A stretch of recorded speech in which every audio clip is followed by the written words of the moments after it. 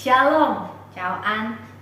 Puji Tuhan, hari ini kita masih boleh bersekutu walaupun lewat persekutuan Usia Indah GPMRI Kelapa Gading melalui YouTube. Biarlah kiranya sukacita yang daripada Tuhan kita selalu menyertai Oma dan Opa. Oma dan Opa, kita bersyukur kita punya Allah yang begitu kuat, benteng dan perisai kita. Sehingga sebenarnya tidak ada yang perlu kita khawatirkan, baik di dalam keadaan susah ataupun kesukaran. Karena dari situ kita boleh belajar dan boleh bergantung berharap kepada Tuhan. Mari kita puji Allah kita yang luar biasa dengan lagu Ku Berharap Kepadamu.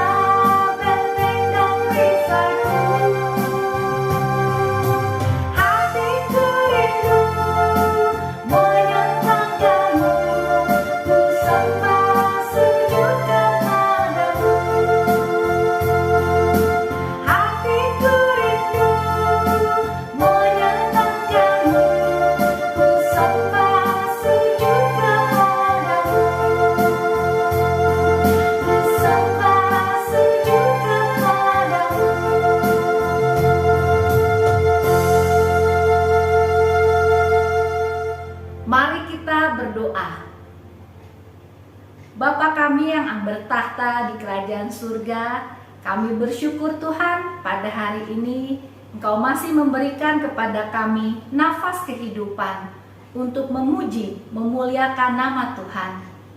Tuhan, kami menyadari akan keberadaan dan keberdosaan diri kami, baik di dalam pikiran, perkataan, maupun juga tingkah laku kami yang tentunya mendukakan hati Tuhan dan sesama. Kami mohon pengampunan daripada Tuhan. Sucikanlah diri kami Tuhan, sehingga pada hari ini kami boleh layak menghadap takhta Tuhan yang maha mulia dan maha suci. Kiranya Tuhan juga berkenan mengutus Roh Kudus ke tengah persekutuan kami dari awal sampai pada akhirnya, sehingga kami sungguh boleh merasakan kehadiran Tuhan, boleh merasakan tuntunan pimpinan Tuhan yang menyertai langkah hidup kami hari demi hari. Terima kasih Tuhan, di dalam nama Tuhan Yesus Kristus kami sudah berdoa dan mengucapkan doa syukur kami. Amin. Oma dan Opa, kehidupan kita tidak selalu diwarnai oleh sukacita. Seringkali hidup kita penuh dengan kesukaran dan kedukaan. Tetapi kita mempunyai pengharapan yang teguh di dalam Tuhan Yesus Kristus. Mari kita dengarkan pujian dari Ibu Riani. Selamat pagi Opa Oma. Hari ini saya akan menyanyikan sebuah lagu ciptaan dari almarhum suami saya, Arman Bastian, dengan judul Pengharapan.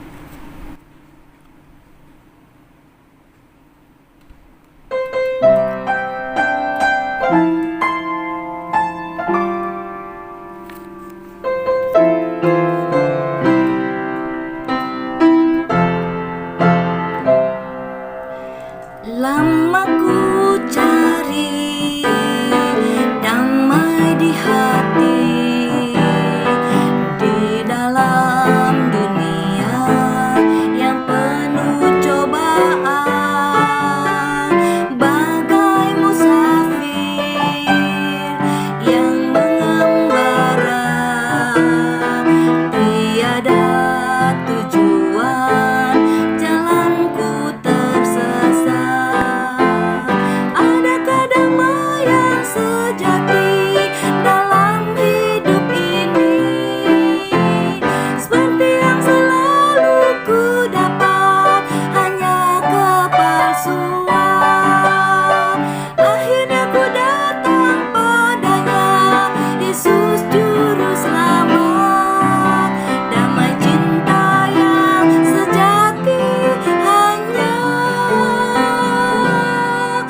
Di dalam kasih-Nya,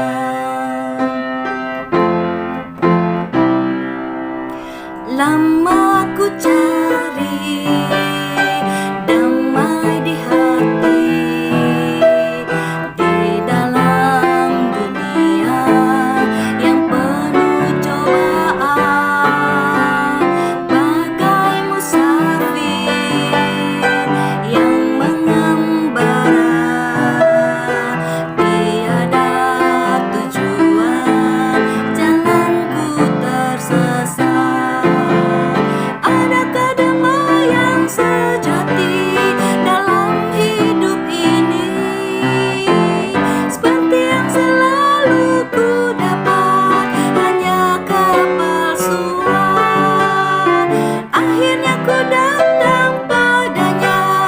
Yesus Juru Selamat, damai cinta yang sejati hanya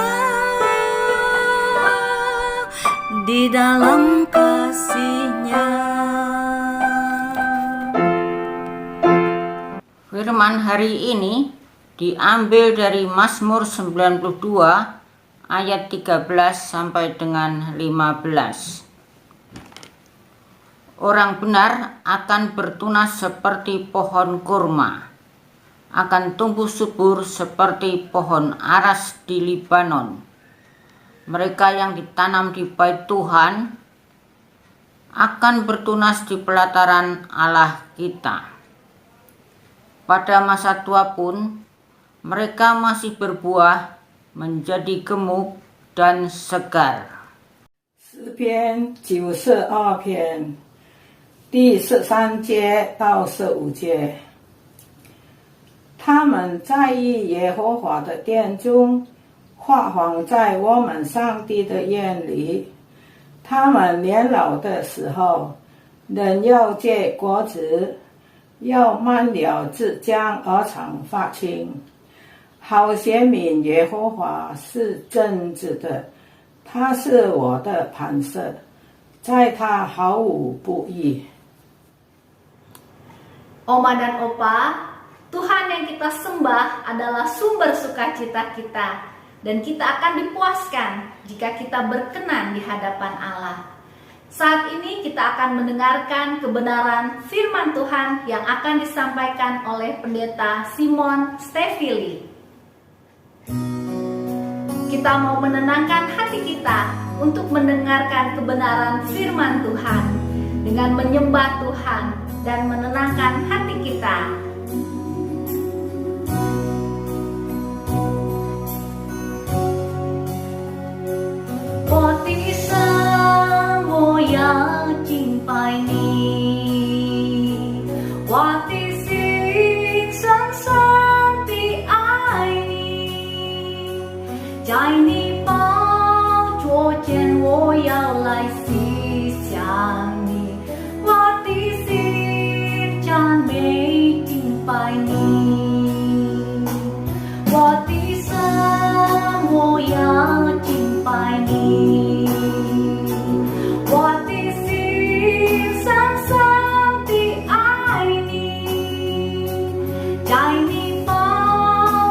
见我要来西向你，我的心将美敬拜你，你是我心灵的满足，你是我唯一的喜乐，在你宝座前我思想你恩典，我的神我要敬拜你。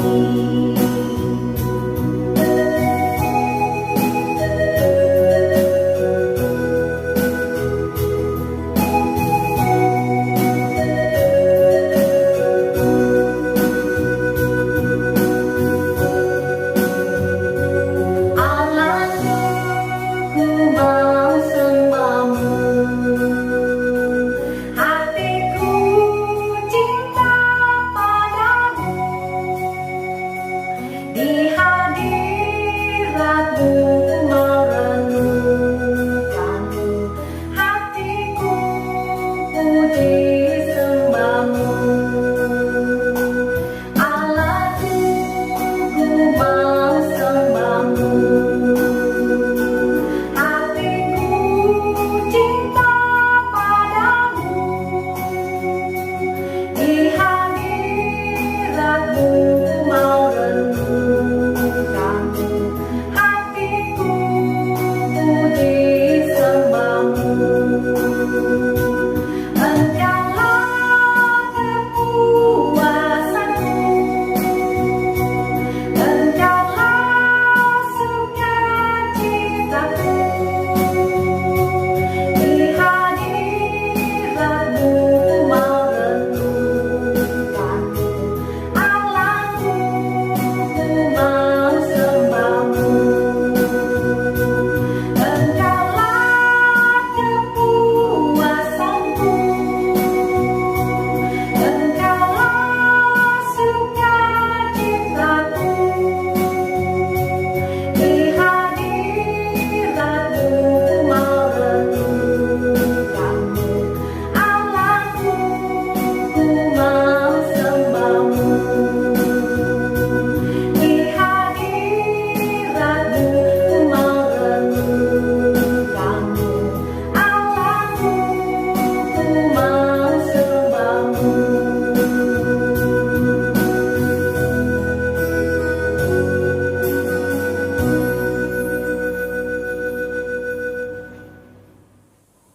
Selamat pagi Ibu Bapak dan AI AP di GPMBRI Kelapa Gading.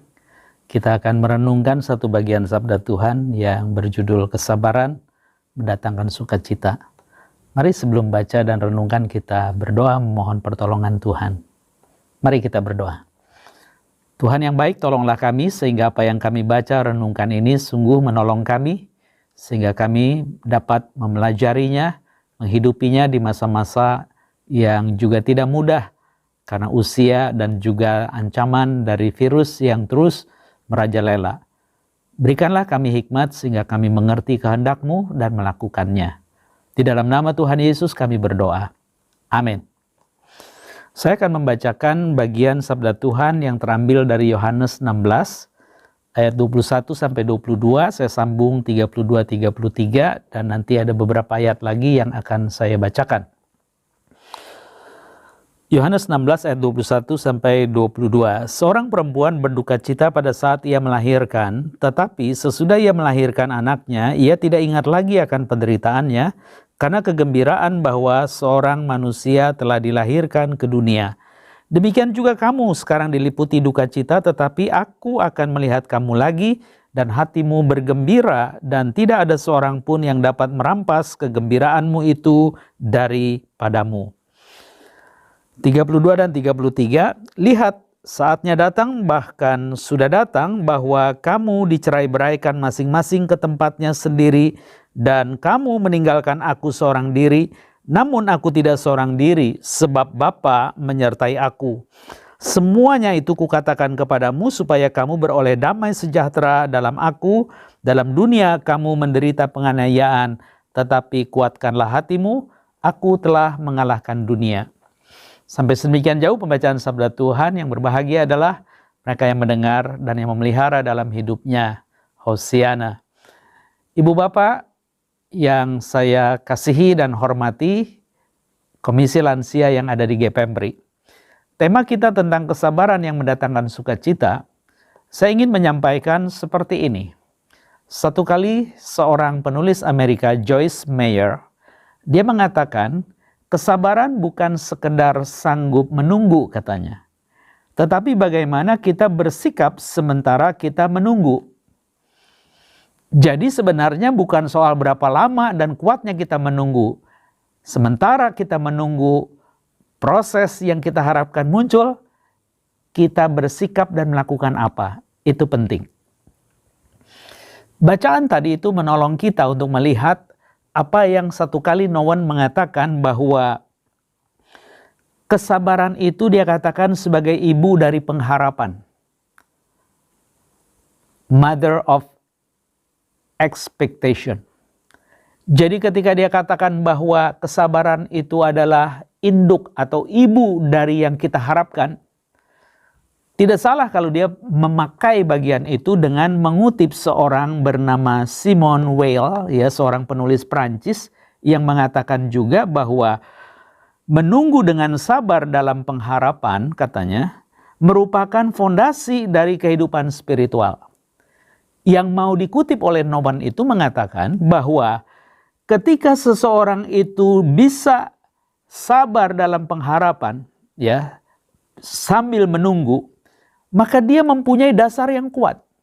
Karena pada waktu dia bersabar, lalu dia bersikap, berperilaku, itu membuat pijakan dia itu semakin kokoh. Dan ketika dia berdiri dan akhirnya dia melangkah berjalan, dia punya kekuatan. Dan ternyata itu semua dimulai daripada apa yang disebut dengan sabar. Kenapa? Karena kesabaran yang intinya sebenarnya adalah sesuatu yang tidak menyenangkan, tapi justru ujungnya akan berbuah hal yang mendatangkan sukacita. Itu sebab saya memberi tema kesabaran yang mendatangkan sukacita. Pasti ibu bapak bertanya lagi, kenapa juga sampai Nowen mengutip juga Simone Weil yang menegaskan tentang kesabaran di dalam menunggu itu merupakan dasar daripada kehidupan spiritual seseorang. Dari akar katanya sabar itu, ya, yang dikatakan dengan bahasa Latin disebut dengan patrior gitu ya. Dia mau menggarisbawahi bagian itu patior ya, bukan patrior, patior. Bahasa Latin patior artinya menderita. Patior itu menderita. Jadi ketika seseorang bersabar, sebenarnya dia sedang merasakan penderitaan. Entah dia harus menunggu tanpa jelas kapan selesai penantian itu, atau selama penantian dia mendapatkan ancaman, tekanan, dan lain sebagainya. Jadi singkatnya bahwa menanti dengan sabar, dari akar kata sabar patior itu berarti seseorang yang bersabar itu sebenarnya sedang memikul beban penderitaan. Nah, kembali kepada teks yang tadi kita baca, ibu bapak dan saudara-saudari sekalian, ya, AI maupun AP di Komisi Lansia GPMBRI. Ketika tadi kita baca dalam Yohanes 16, itu adalah ungkapan Yesus yang sebentar lagi akan berpisah. Karena memang dia akan mati. Dia menderita yang berujung mati. Nah, selama orang menantikan itu, apa yang bisa didapat? Dia memberikan penghiburan yang namanya Roh Kudus sebagai roh kebenaran, roh penghibur. Nah, ketika Yesus itu menggarisbawahi tentang ide bersabar di dalam penderitaan itu, dia mengutip yang tadi kita baca bersama. Bahwa ketika seorang ibu itu menanti proses persalinan, itu sakitnya luar biasa. Pasti ibu-ibu, ayah-ayah di sini merasakan yang sudah punya anak. Dan anak itu pun bercerita ketika ayah ini punya cucu. Ternyata sakitnya sama. Meskipun beda modelnya, sakit. Nah, ketika si ibu itu menanti proses kelahiran yang menyakitkan, tiba-tiba dia bisa tersenyum, ketawa. Kenapa? Karena mendengar bayinya lahir dan menangis. Loh, kok lucu ya? ketika dia menahan, mengedan untuk bayi itu keluar, dia menangis, dia menahan sakit. Tapi begitu ada bayi yang tadinya tenang di dalam rahim itu keluar dan ketakutan, menangis, si ibu malah tertawa. Dia melupakan semua sakit itu karena pengharapannya menjadi kenyataan. Itulah yang mau dikatakan dengan sukacita yang keluar dari kedukaan. Kita rindu bahwa kita boleh tidak menghadapi atau mengalami kedukaan itu, beban yang membuat kita menderita. Tapi masalahnya menjadi aneh. Satu kali dikatakan juga oleh Helen Keller. Ya mungkin ibu bapak juga tahu, seorang yang lahir normal tetapi kemudian karena sakit panas membuat penglihatannya, pendengarannya hilang. Kebayangkan anak itu punya pengharapan apa? Helen Keller tidak mungkin akan hidup menjadi orang hebat. Tapi justru dia pernah mengatakan, kita tidak pernah dapat belajar dan menjadi berani, ya, dan sabar katanya, jika hanya ada sukacita di dunia. Saya ulang ya, kita tidak pernah dapat belajar menjadi berani dan sabar katanya.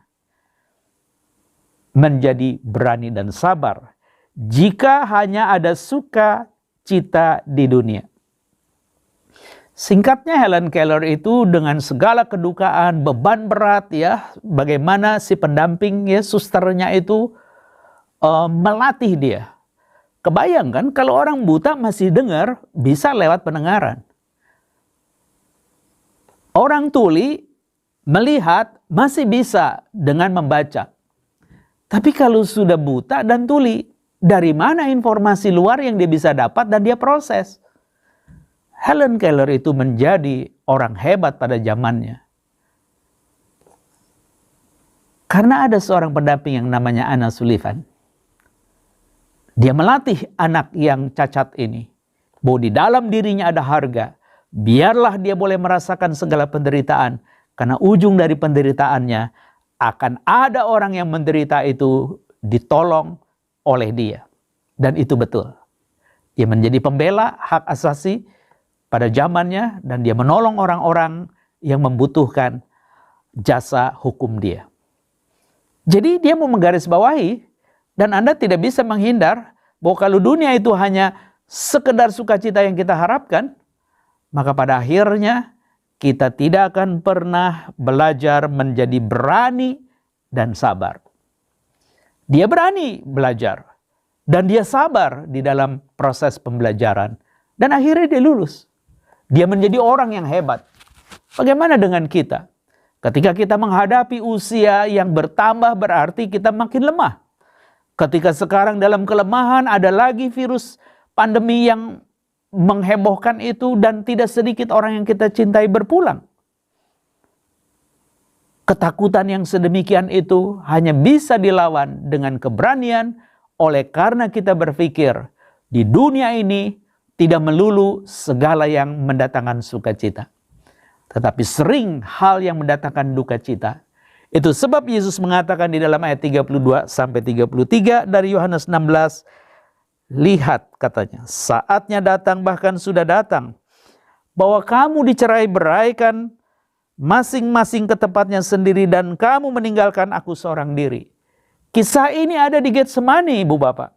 Sesudah Yesus itu berdoa dan selesai dia keluar dari taman, maka para penjaga pengawal bait suci sebagai utusan-utusan imam-imam kepala, tua-tua bangsa Yahudi, ahli-ahli Taurat, sengaja untuk menangkap Yesus. Dan ketika Yesus itu ditangkap, disitulah terlihat bahwa murid-murid itu sendiri meninggalkan dia. Padahal ibu bapak juga tidak boleh lupa. Ketika di dalam Yohanes 13, kalau saya bacakan ayat yang ke-7, jawab Yesus kepadanya, apa yang kuperbuat engkau tidak tahu sekarang, tapi engkau akan mengertinya kelak. Ini penggalan kisah yang menjelaskan bagaimana Yesus mencuci kaki para murid. Para murid itu sungkan karena guru yang turun untuk mencuci para murid, kaki para murid. Lalu murid itu bilang, jangan. Seakan-akan Yesus menggarisbawahi, sekarang memang kamu tidak mengerti apa yang aku sedang kerjakan bagimu. Tapi nanti kamu akan mengerti. Jadi ketika Yesus yang diurapi, diutus sebagai raja, dia datang memerankan hidupnya sebagai hamba. Dia adalah yang mulia, tetapi dia rela untuk menjadi yang hina. Dia cuci semua kaki, yang sebenarnya di ayat sebelumnya dikatakan, iblis sudah membisikkan di telinganya Yudas Iskariot untuk berkhianat menjual Yesus. Ibu bapak bisa bayangkan, Yesus melakukan cuci kaki kepada 12 muridnya. Apa yang dirasakan Yudas Iskariot waktu itu? Atau kalau saya boleh katakan, kalau ibu bapak mewakili Yudas Iskariot, sementara kaki dicuci oleh Yesus, apa rasanya? Karena pemaknaan daripada mencuci kaki itu artinya menerima, menghargai sebagai orang yang dihormati. Seperti contoh ketika tuan rumah mengundang pesta, maka si tuan itu akan menyediakan air yang untuk mencuci kaki, lalu hamba-hamba keluarga itu akan mencuci kaki para tamu. Artinya apa? Mereka layak masuk dan menyicipi segala hidangan tanpa harus khawatir bahwa yang mereka lakukan itu sebagai tindakan yang dilarang. Karena orang Israel, Yahudi punya kebiasaan sebelum makan harus cuci tangan dan seterusnya. Jadi pemaknaan cuci kaki itu artinya menerima. Kita bisa bayangkan, orang yang bakal diterima adalah pengkhianat. Engkau tidak tahu hari ini bahwa aku harus menanggung duka lara yang berujung maut. Tetapi itu semua, sekali lagi Noan mengatakan yang unik sekali. Kalau memang Yesus berucap penderitaan bahwa kita akan menangis meratap dan penuh penderitaan, namun Yesus menjelaskan kesakitan seperti ibu bersalin yang saya bisa sebut dengan paradoks pengharapan. Yang tadi saya jelaskan, ibu menangis, anak masih tenang di rahim. Anak lahir, ibu tertawa. Padahal si anak lahir menangis. Kan harusnya kalau suka semua kan tertawa semua. Menangis bareng. Kenapa bisa terjadi itu? Karena memang demikianlah hidup. Ada paradoks. Artinya seperti ada yang ketidaksesuaian. Tapi hari ini ketika kita merenung bagian itu, justru Yesus menjelaskan yang Noan katakan, apa yang nampaknya sebuah rintangan, akhirnya menjadi sebuah jalan. Apa yang nampaknya sebuah halangan, akhirnya menjadi sebuah pintu. Apa yang nampaknya sebuah keburukan, pada akhirnya menjadi batu penjuru. Yesus mengubah hati kita melalui rangkaian kebusukan dan juga kesedihan, agar orang memiliki hati yang bersyukur. Dengan kata lain, penderitaan, aniaya itu akan terus-menerus ada pada hidup orang percaya yang menantikan kedatangan Tuhan. Saya mengutip seorang filsuf yang bernama Heraklitus. Heraklitus mengatakan begini, karakter yang baik tidak dibentuk di dalam seminggu atau sebulan, kata dia. Tetapi karakter yang baik itu terbentuk sedikit demi sedikit setiap hari, dia bilang, supaya sabar dan sinambung. Ya, karena itu semua dibutuhkan untuk mengembangkan karakter yang baik. Jadi dia katakan dia terbentuk, karakter yang baik itu terbentuk sedikit demi sedikit setiap hari, katanya. Ya, upaya yang sabar dan sinambung. Maksudnya di dalam penderitaan itu tidak boleh berhenti. Kita harus mengupayakan terus dengan sabar. Lalu sinambung artinya berkelanjutan. Tidak bosan dan tidak menyesal atau kalau orang udah kebiasaan kena itu lalu dia menjadi trauma. Enggak, terusin. Karena justru dia bilang dengan upaya yang sabar dan sinambung yang dibutuhkan oleh si orang itu, pada akhirnya dia bisa mengembangkan karakter yang baik. Nah, melalui Heraklitus itu mungkin kita dicerahkan juga. Jadi kita jangan pernah menjadi trauma. ya bahwa mengalami penderitaan itu seakan-akan kiamat. Tidak. Itu semua diizinkan supaya kita menjadi anak Tuhan yang bersyukur. Nah, bagian ini barangkali ingin saya sampaikan kepada ibu bapak dan saudara sekalian, supaya kita mengalami pemurnian hati, menerima sukacita yang Tuhan janjikan, sementara kita mengalami kondisi di luar, segala yang mengancam dan mendatangkan duka cita. Ibu bapak dan saudara-saudari AI maupun AP sekalian di Komisi Lansia GPMBRI, kalau saya boleh mau menutup di penghujung daripada khotbah ini, kita sudah menjadi siuman bahwa orang yang mengharapkan sukacita yang keluar dari duka cita, mereka adalah orang-orang yang menemukan hidup baru oleh karena memaknai perkataan Yesus dalam Yohanes 16 ini. Nanti aku akan ditinggalkan dan kau tercerai-berai. Itu semua supaya akhirnya aku mati bagimu. Dan aku sudah menerima engkau meskipun kau pengkhianat dengan mencuci kaki. Dan itu semua barangkali sebuah respon Yesus juga dalam pengajaran. Karena Yohanes 12, Yesus bukan dicuci kaki tapi diurapi kakinya. Biasanya orang diurapi kepalanya, ini kakinya. Karena perempuan yang disebut Maria itu menyadari kalau Yesus tidak mendatangi rumahnya dan menceritakan kabar baik di tengah ketidakbaikan, memberikan pengharapan sukacita di tengah kedukacitaan, maka dia tidak akan mengerti bahwa akan ada keselamatan di mana orang bisa bersukacita dan bersyukur keluar dari kedukaan dan ketidakberpengharapan. Dia mengeluarkan uang yang tidak kecil untuk membeli minyak narwastu dan meminyaki kaki Tuhan. Itu simbol yang mau mengatakan, terima kasih untuk pekerjaan kaki yang engkau hargai sebagai utusan Bapa, sehingga aku dilayani, aku didatangi, dan aku mengerti apa yang kau ajarkan.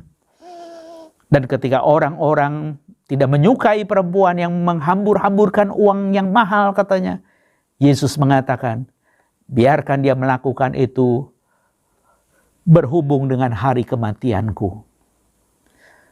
Jadi ketika Maria tahu bahwa kematian Yesus tidak bisa dihentikan, akan berlangsung, dia menaruh pengharapan di dalam kematian Kristus itu, bahwa sebentar dia akan bangkit dan memulihkan setiap orang yang mati yang percaya kepada dia, boleh mengalami hidup. Itulah yang disebut paradoks pengharapan juga. Itu sebab di dalam pemahaman kita tentang kesabaran yang mendatangkan sukacita, mari kita menderita sesaat ini.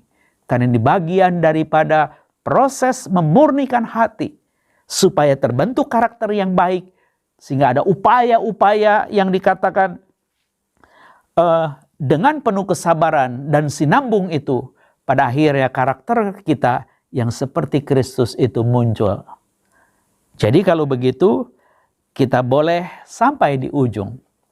Apa yang dikatakan oleh Yohanes di dalam Wahyu 21. Dikatakan seperti ini, Bu Bapak, sebagai bagian akhir ayat yang ketiga dan 4. Lalu aku mendengar suara nyaring dari takhta itu berkata, lihatlah, kemah Allah ada di tengah-tengah manusia, dan ia akan diam bersama-sama dengan mereka.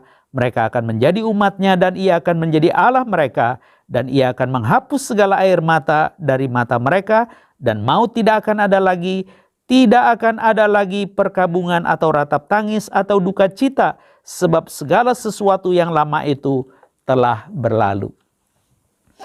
Teks ini muncul di dalam pergumulan penderitaan orang percaya dengan penganiayaan yang berujung maut yang kejam.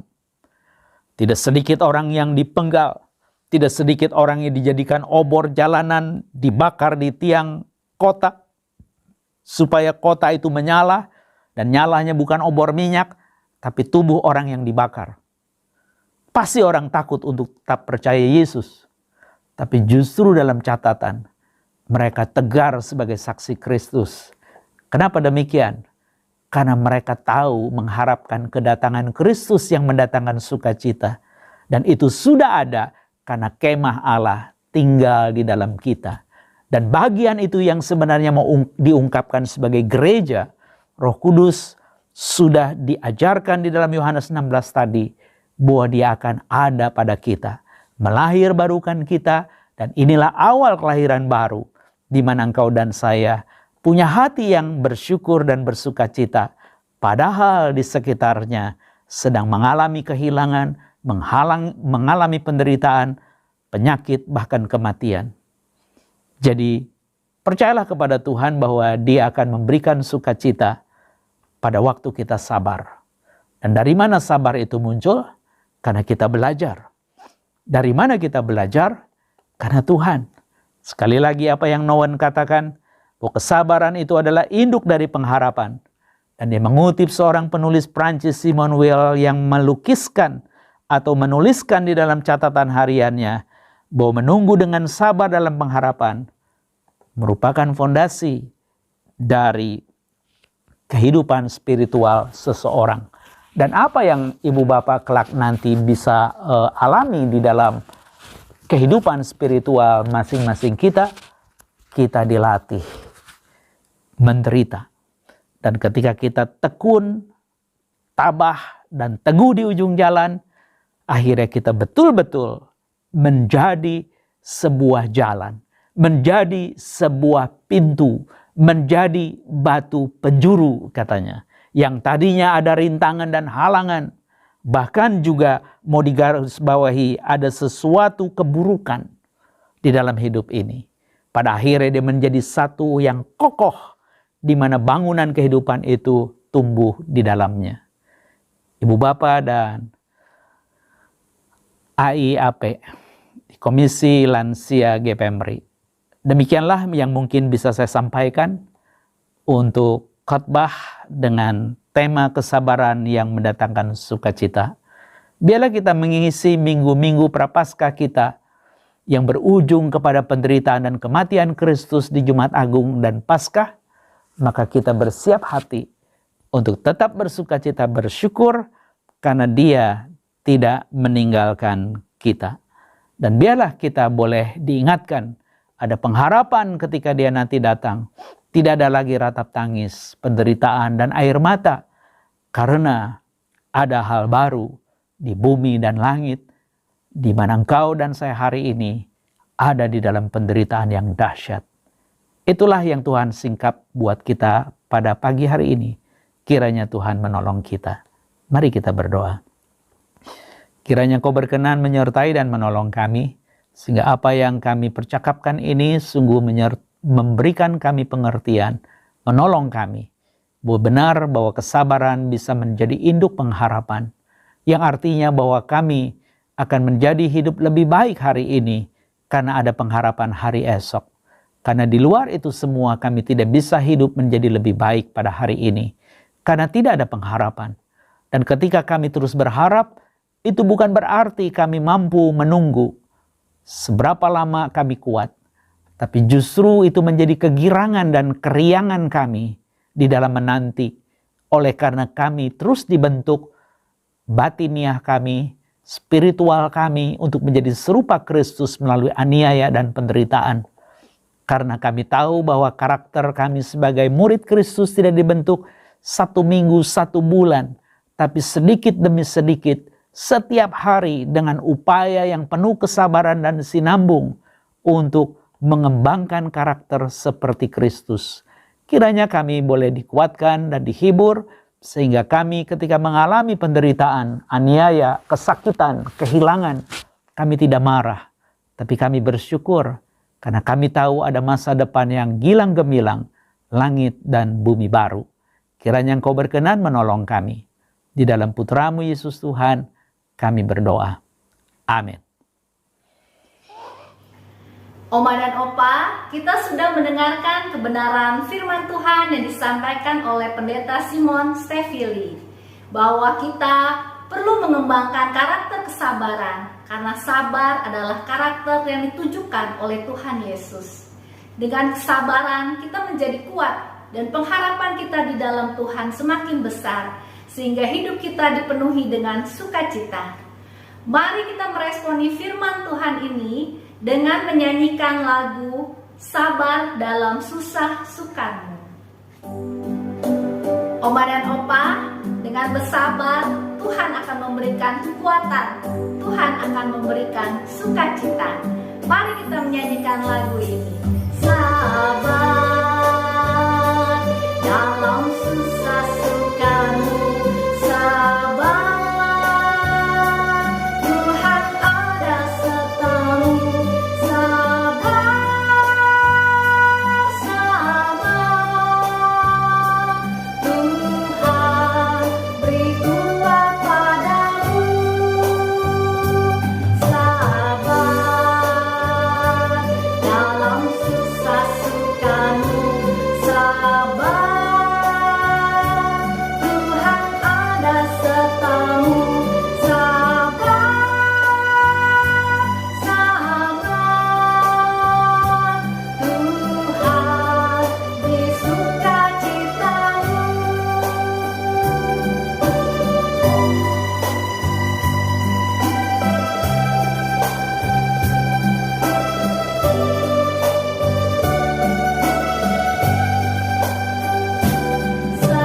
Sabar dalam susah sukamu, sabar, Tuhan ada sertamu. Sabar, sabar, Tuhan beri kuat padamu. Sabar dalam susah sukamu, sabar, Tuhan ada sertamu. Sabar, sabar, Tuhan beri sukacitamu. Sabar, sabar, Tuhan beri sukacitamu.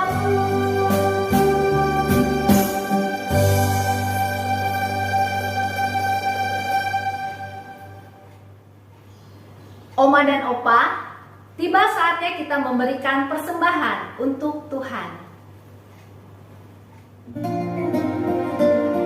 Hujan berkat dari Tuhan merupakan sumber sukacita kita. Mari kita memberikan persembahan sambil memuji namanya yang kudus.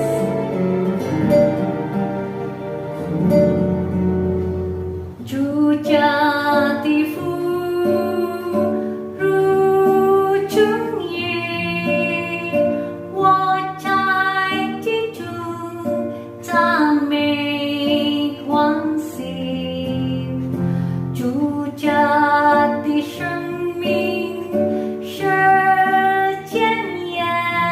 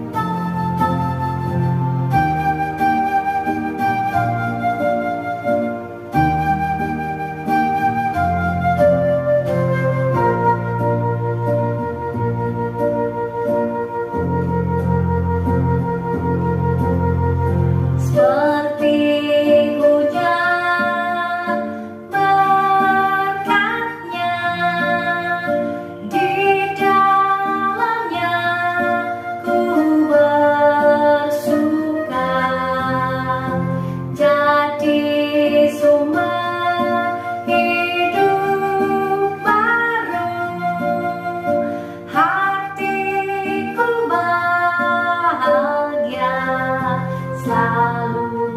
Marilah buka mulut puji, angkat tangan sembah, berkatnya turun di tengah kita. Marilah persembahkan hormat dan puji, semua persembahkan.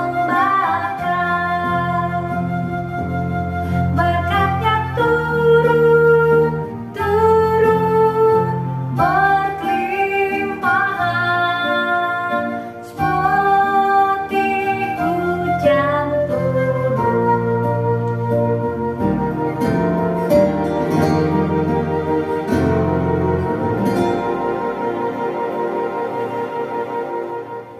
Mari kita berdoa. Bapa yang ada di sorga, kami bersyukur Tuhan karena pada hari ini kami masih Kau berikan kesempatan untuk memberikan persembahan sebagai ucapan syukur kami atas penyertaan Tuhan yang merupakan sumber sukacita dan kepenuhan hidup kami. Kiranya Tuhan berkenan memberkati persembahan kami ini, sehingga persembahan kami ini boleh menyenangkan hati Tuhan. Terima kasih Tuhan, di dalam nama Tuhan Yesus Kristus, kami sudah berdoa dan mengucapkan doa syukur kami. Amin. Pak Oma, mari kita bersatu dalam doa. Bapa kami yang ada di sorga, Tuhan Yesus yang penuh kasih, Engkaulah Allah, sumber berkat dan pengharapan kami. Engkaulah Allah, sumber perlindungan kota benteng kami yang teguh. Saat ini Bapa, kami sehati berdoa, bersyukur untuk Opa Oma yang sampai saat ini Tuhan terus memberkati mereka, memberikan mereka kekuatan, kesehatan yang baik. Engkaulah sumber perlindungan kota benteng kami yang teguh Tuhan. Kami bersyukur sampai saat ini Engkau tetap melindungi mereka, menjauhkan mereka dari segala sakit penyakit, khususnya juga menjauhkan mereka dari COVID-19 varian Omikron ini Tuhan. Terima kasih Bapa, begitu banyak orang terpapar, tetapi kami bersyukur Tuhan melindungi Opa Oma di rumah sehingga mereka boleh tetap sehat dan tetap dapat mengikuti persekutuan usia indah baik melalui Zoom maupun melalui YouTube. Tuhan, terima kasih untuk kasih pertolongan-Mu ini bagi mereka. Ini adalah satu anugerah yang besar bagi mereka Tuhan. Terima kasih Bapak, kami juga mau bersyukur Tuhan kalau setiap hari Jumat kami pun usia indah masih tetap dapat bersekutu, memuji Tuhan, meninggikan Engkau Tuhan. Bahkan juga kami boleh mendengarkan firman-Mu Tuhan. Engkau yang memberkati setiap firman yang sudah kami dengar Tuhan. Biarlah itu menjadi pelita bagi kaki kami, terang bagi jalan kami, sehingga hari-hari kami lalui dengan pertolongan daripada Roh Kudus-Mu Tuhan di dalam mengikuti Engkau dengan firman-Mu yang terus menguatkan kami Tuhan. Terima kasih Bapa, kami juga berdoa untuk pemerintah kami Tuhan. Kami bersyukur karena vaksinasi yang booster yang terus boleh dilakukan. Itu anugerah juga yang Tuhan berikan kepada kami seluruh rakyat Indonesia melalui pemerintah kami Tuhan. Sehingga biarlah Tuhan, jikalau Tuhan berkenan, pandemi ini boleh berlalu dari negara kami. Sehingga vaksinasi yang sudah dijalankan itu boleh menjadi berkat bagi kesehatan seluruh rakyat Indonesia Tuhan. Biarlah jikalau Tuhan berkenan pada bulan-bulan yang akan datang, pandemi ini boleh dijadikan sebagai endemi bagi bangsa dan negara kami, sehingga kami juga Tuhan boleh leluasa untuk lebih leluasa di dalam beraktivitas. Tapi tolonglah kami untuk kami juga terus senantiasa melakukan prokes kesehatan Tuhan, sehingga walaupun nanti sudah dinyatakan endemi, tetapi biar kami seluruh rakyat Indonesia tetap taat akan protokol kesehatan, sehingga sungguh-sungguh Tuhan negara kami ini boleh menjadi negara yang new normal untuk mengikuti hari-hari kami, melewati hari-hari kami dengan pertolongan dan kekuatan daripada-Mu Tuhan. Terpujilah nama-Mu Bapa, di dalam nama Tuhan Yesus kami berdoa dan bersyukur. Amin. Oma dan Opa, tiba saatnya kita mengakhiri persekutuan kita pada hari ini. dengan berdoa Bapa kami dan menaikkan pujian Bapa terima kasih. Bapa kami yang ada di sorga, dikuduskanlah namamu, datanglah kerajaanmu, jadilah kehendakmu di bumi seperti di sorga. Berikanlah kami pada hari ini makanan kami yang secukupnya, dan ampunilah kami akan kesalahan kami, seperti kami juga mengampuni orang yang bersalah kepada kami. Dan janganlah membawa kami ke dalam pencobaan, tetapi lepaskanlah kami daripada yang jahat. Karena Engkaulah yang mempunyai kerajaan dan kuasa dan kemuliaan untuk selama-lamanya. Amin.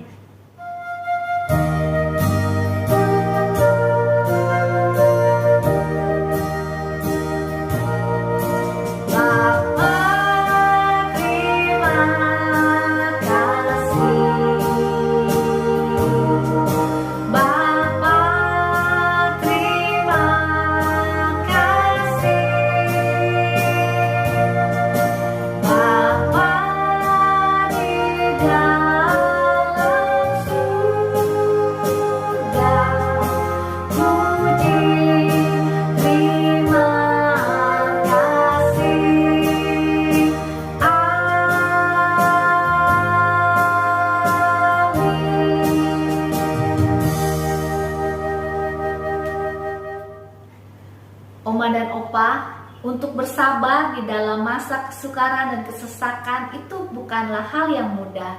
Tetapi biarlah dengan kebenaran firman Tuhan yang kita sudah dengarkan hari ini, kita mau belajar meniru teladan Tuhan Yesus untuk bersabar, sehingga pengharapan kita di dalam Tuhan tidak sia-sia, dan dari hari ke hari karakter kita semakin menyerupai Tuhan Yesus.